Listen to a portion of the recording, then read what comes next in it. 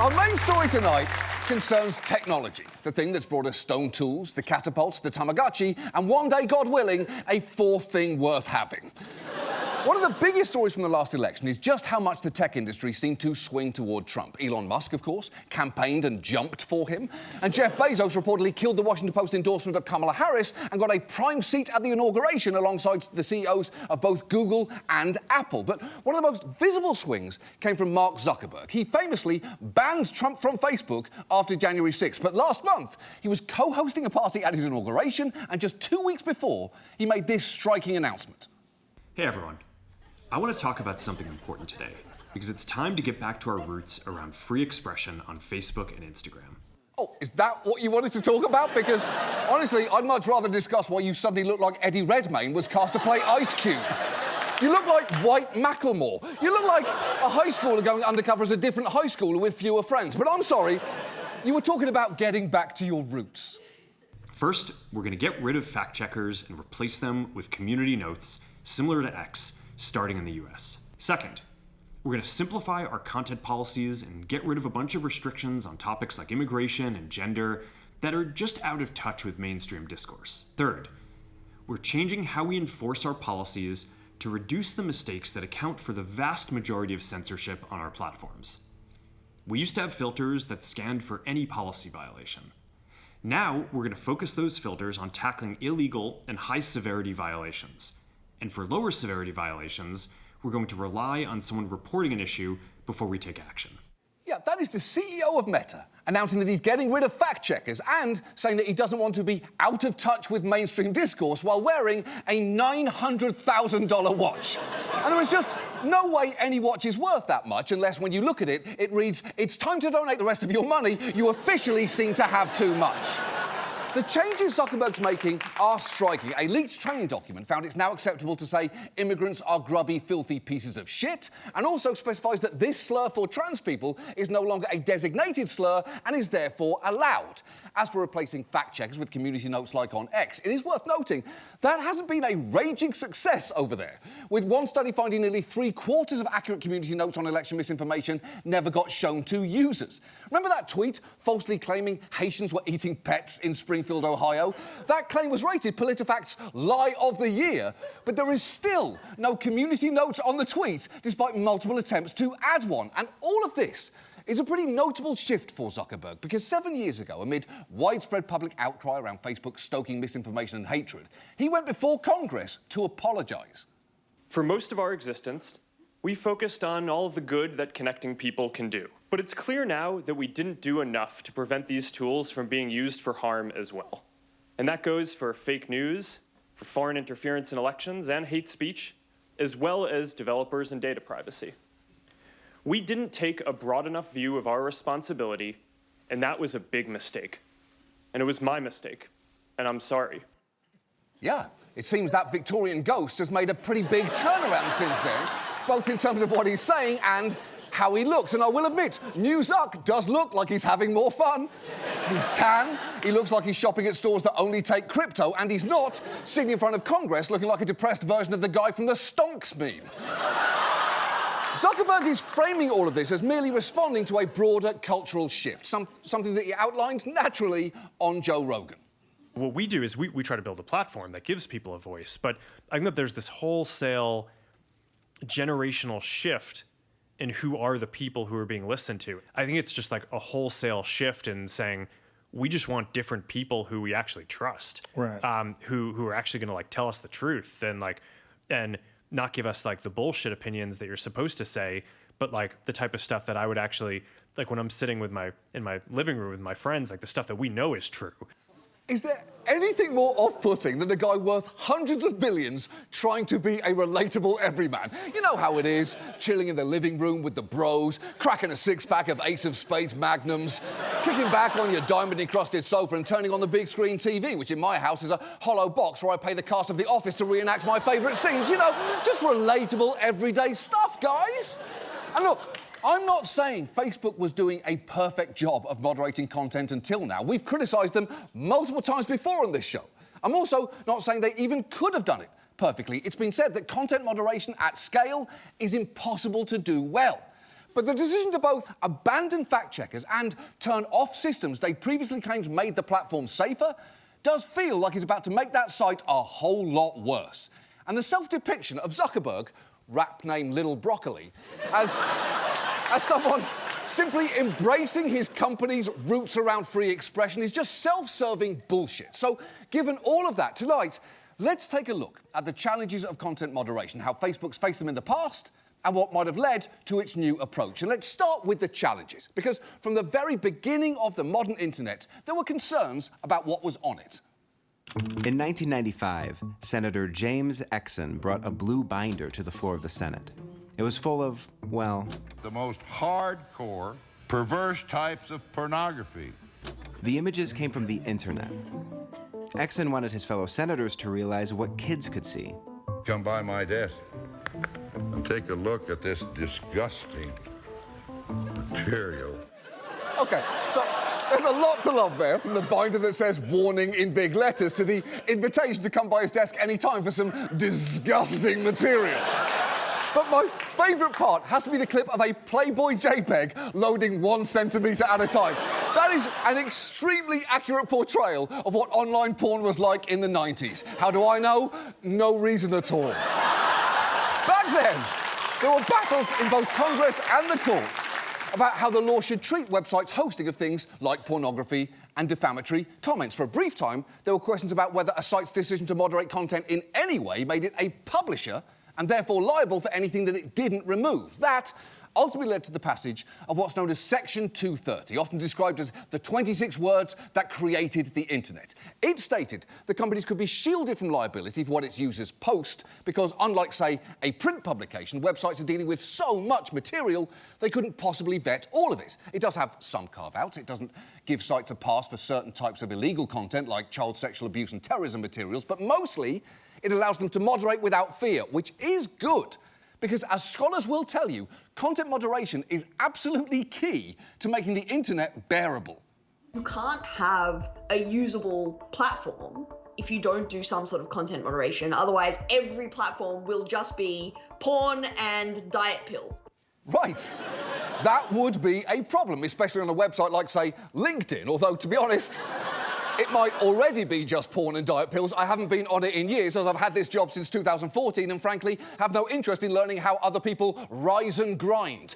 The point is, though, if you want people to use your site and, crucially, have companies want to pay to advertise on it, you're going to have to make choices about what to remove. And how you make those choices is always going to be contentious. Facebook over the years has learned a lot of these lessons the hard way. In its early days, it took an almost touchingly naive approach, as this former employee explains. We had to set up some ground rules. Basic decency, no nudity and no violent or hateful speech. And after that, we felt some reluctance to interpose our value system on this worldwide community that was growing. Was there not a concern then that it could become sort of a place of just utter confusion, that you have lies that are given the same weight as truths, and that it kind of just becomes a place where truth becomes completely obfuscated? No. We relied on what we thought were the public's common sense and common decency to police the site.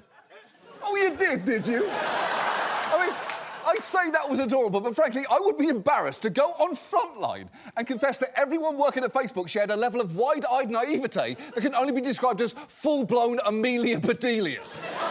Now, obviously, that initial optimism didn't last, and over the years, Facebook started implementing more and more rules and employing more and more people to enforce them, and that could be a grim job. Here is one moderator describing what it was like to screen thousands of disturbing images a day with, I'm going to warn you, a very distracting disguise. I think it would be easier to deal with the images if you weren't having to think about them so deeply. I worked the evening shift, so I would start at 6 p.m, finish at 2 o'clock in the morning. But then you would often wake up 3-4 hours later, you'd suddenly sit up in bed, remembering a decision that you've made and realizing that you've made a mistake. Like, I've missed a nipple. You remember some image that you'd seen and you suddenly realised that there was a naked girl on one side or an ISIS flag in the background, so now it should have been deleted under the terrorism policy. Now, setting aside that it's coming from a grown man with a baby head talking like Darth Vader while dressed for vacation, that is a depressing glimpse into what Facebook was dealing with. And it is a long way from relying on the inherent good of humanity to hiring people to mainline ISIS porn. And while some decisions around blocking content were easy, others turned out to be more difficult. Because think about it, say you ban nudity. What about statues? What about breastfeeding? What about a breastfeeding statue? And before you answer, what if I told you that I meant this one? See, it gets tricky quick. The company also had to develop policies around hate speech and misinformation, where the boundaries could be even trickier to define. For instance, their rules prohibited attacks on people because they belonged to protected categories based on things like race, sex, gender identity, or religious affiliation. But it allowed users broader latitude when they wrote about narrower subsets of those categories. And watching moderators try to apply rules like that in practice can be bizarre, as this hidden camera footage from a content moderation centre in Ireland shows. That ticket there, fuck off back to your country, and it says Muslim, immigrants. Muslim immigrants. If it just said Muslims, then you'd take this action, but it doesn't, so it's actually Negro. Who's office thinking? Is that right? Yeah, because saying that they're thinking might be physical inferiority. Okay. If it said, like, Muslim immigrants come, for example, that would be deleted. Yeah, that is a weird place to draw the line, but at the same time, anywhere you draw a line can be weird. Deciding where speech becomes harmful is like trying to figure out which of the horrifying nightmares on an Animorphs cover you wouldn't run over with your car. These freaks, no question, it's on site. I'll bounce them off the front bumper of my Subaru going 80 and feel nothing. On the other end, though, whoa, whoa, whoa, that's a normal kid. Slow down, I'm not trying to do time. But in the middle, yeah, that's a question, isn't it? That's a question. And the thing is, the same goes with fact-checking. Obvious lies are one thing, but there are plenty of statements that are factually true but still technically misleading. And at one time, Facebook put a lot of thought into this, even producing this video in 2018 featuring a bunch of employees wrestling with the nuances of moderation, and one even diagramming out the problem as he saw it. Imagine on the x-axis that you have the amount of truth in a piece of content. And on the y-axis, you have the intent to mislead. You can take this chart and you can split it into 4 quadrants, right? And the bottom left, you have the set of things that are low truth, but nobody was intending to mislead anything. That's just called being wrong on the internet, and it happens. And in the bottom right, it's the set of things that have high truth, but again, nobody was trying to mislead anyone. That's just called being right on the internet, and I'm sure it'll happen someday. The top right, this is things that are high truth, high intent to mislead. So this is stuff like propaganda. This is stuff like cherry picking of statistics. Now, mind you, we have to be really careful here, right? Because of our commitment to free speech, everything we do here has to be incredibly, incredibly careful. But then we move to this quadrant. This is like the really dangerous quadrant, right? Low amount of truth, high intent to mislead. These are things that were explicitly designed and architected to be viral. These are the hoaxes of the world. These are things like Pizzagate. This is just false news. We have to get this right if we're going to regain people's trust. It is amazing that all of this started when a young man had a simple dream of ranking his classmates by fuckability, and 15 years later, a company struggling to stop people from accusing random pizzerias of human trafficking. A butterfly masturbates in its dorm room, and it causes a hurricane for the rest of us. And to give that man credit, he is genuinely wrestling with the issue there, but the company wasn't doing that out of the goodness of its heart.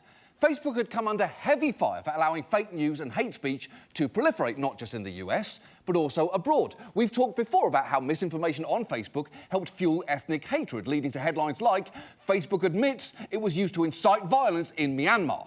It was around this time that Zuckerberg apologised to Congress, and the company began deploying an array of options to handle misinformation, from partnering with outside fact-checkers to appending notes to posts. It would also delete some posts or limit the reach of others, and in doing so, it found itself constantly making very hard decisions under pressure from some very powerful people.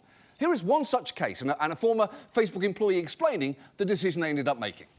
We want to give this president the opportunity do something historic.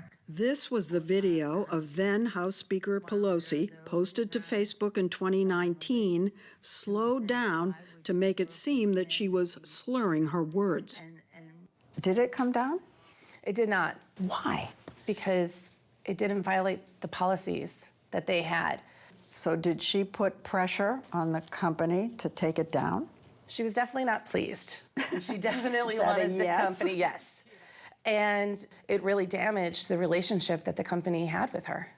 OK, set aside the fact that I don't see why you need to slow down footage to embarrass Nancy Pelosi, a person who says plenty of embarrassing things at normal speed. I do kind of agree with Facebook there that does this piss off Nancy Pelosi isn't a valid metric for taking that particular video down. And look, I'm not saying Facebook made the right decision 100% of the time. Again, no company operating at this scale could. But it did develop systems that it claimed worked pretty well at one point. They bragged that when people saw fact-checkers had labelled content false or partially false, they would not click on it nearly 95% of the time. And in a recent report, they noted that when it comes to hate speech they'd taken action against, their systems automatically dealt with 95.3% of it, meaning users only had to report the rest. Now, of course, some of those tools are being watered down and others are being turned off completely. And that brings us to the question of why? Why are they suddenly doing this? Well, there are a few things that happened during the past 5 years that have helped bring us to this point. One has been conservatives repeatedly painting normal content moderation as political persecution. Big tech's out to get conservatives. That's not a suspicion, that's not a hunch, that's a fact. We've seen the big tech has been censoring us. The American people are being censored. Conservatives are being censored. The information that's flowing to the American people is being censored. It's just the bottom line. OK, that is obviously all bullshit, but to be fair, Devin Nunes knows a thing or two about censorship, given he once filed a $250 million lawsuit against Twitter accounts that made fun of him, including one that pretended to be Nunes' cow. He sued a fake Twitter cow because it said mean things about him, prompting the ACLU to issue this actual statement headlined, "Devin Nunes' cow has a First Amendment right to call Representative Nunes a treasonous cowpoke." We truly live in the single stupidest timeline. The point is, Conservatives have been crying censorship for years, but the evidence for that is very weak. First, to the extent their posts do get flagged more, that's probably because Conservatives tend to be more likely to spread political misinformation according to numerous empirical studies. But even if you think platforms are trying to suppress Conservatives, they're doing a terrible job of that, given many of Facebook's top performers lean right, and there are 3 times as many explicitly conservative news influencers as liberal ones on the site. Nevertheless, Republicans conducted an all-out assault on the idea of content moderation, often citing one go-to example outlined here by Janine Pirro. Who suppressed free speech in the 2020 election? Facebook, when they wouldn't allow people to communicate and the press to communicate on Hunter Biden's laptop. Right. Hunter Biden's fucking laptop. A story that big tech successfully censored, which is why you've never heard about it. And I'm afraid it is worth taking a second to remind you of the details in this story, because while people's minds might immediately swing to Russian hoax or damning evidence of Biden corruption, the truth is it was neither.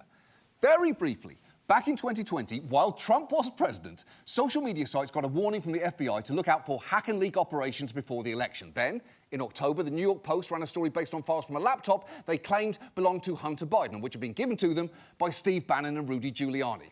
Facebook and Twitter were wary of the story. Twitter briefly didn't allow people to post links to it, and Facebook allowed the story to be seen and shared, but limited the article's reach, only to remove that restriction soon after. Now, it eventually came out that files from the laptop were legit, but also that nothing on it revealed illegal or unethical behaviour by Joe Biden. So, was initially suppressing the laptop story a fuck-up by these companies? In hindsight, yeah. Was the story itself particularly revelatory or important? Not really. Did Facebook's actions prevent people from finding out about it before the election? Again, not really. Even during the period Facebook was limiting its spread, the story got 54 million views on its site. So if this was an attempt at censorship, it was successful in limiting the audience to around the same number of people that watched the fucking Friends finale.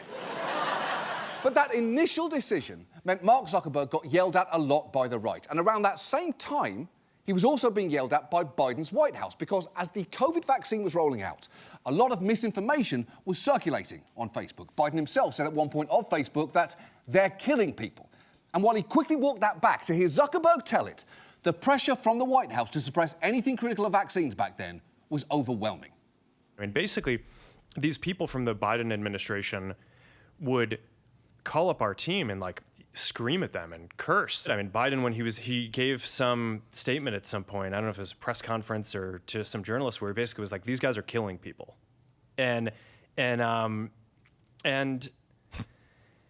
know, then all these different agencies and branches of government basically just started investigating and coming after our company. It was brutal. It was brutal. OK, he's clearly pandering to Joe Rogan and his audience there, although many seem too distracted by his outfit for that to work well, given comments under that video include, bro dressed like undercover cop.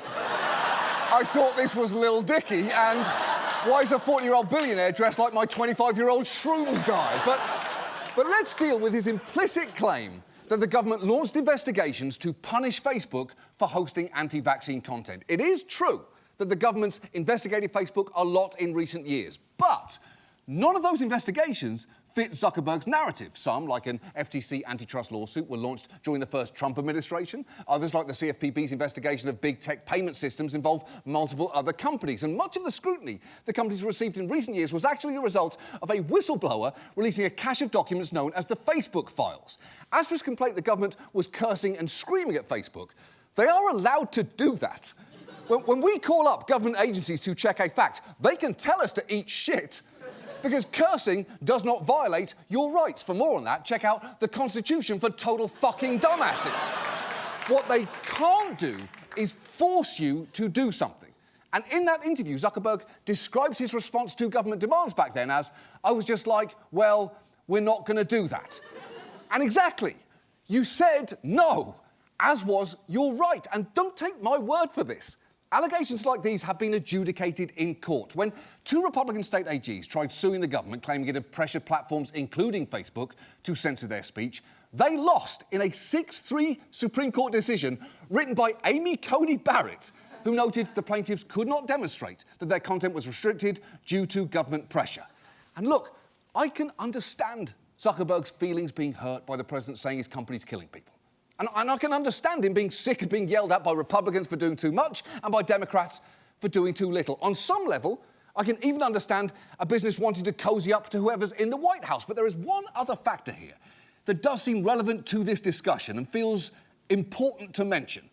It's a political evolution for Meta, 4 years after Facebook suspended Mr. Trump's account in the wake of January 6th, and just months after the president-elect accused Zuckerberg of plotting against him in 2020, calling for life in prison if Zuckerberg did it again. But after Mr. Trump's win, Zuckerberg traveled to Mar-a-Lago. His company donated $1 million to the Trump Inaugural Fund. And now close Trump ally and UFC head Dana White is joining Meta's board. Meta. Facebook. I think they've come a long way. Do you think he's directly responding to the threats that you have made to him in the past? Yeah, probably. Trump threatened Mark Zuckerberg with life in prison. Then Zuckerberg turned around, gave him money, hired one of his buddies and changed the direction his company was going. It doesn't take a genius to draw a conclusion there, and in fact, it didn't take one. And it didn't stop there. Meta also recently paid $25 million to settle a bullshit lawsuit that Trump filed over being kicked off Facebook, despite many experts agreeing that was well within the company's rights. And at this point, it does begin to feel like Trump is doing exactly what Zuckerberg accused the Biden administration of, leveraging the power of his office to pressure social media companies to bend to his will. And Zuckerberg seems to be complying.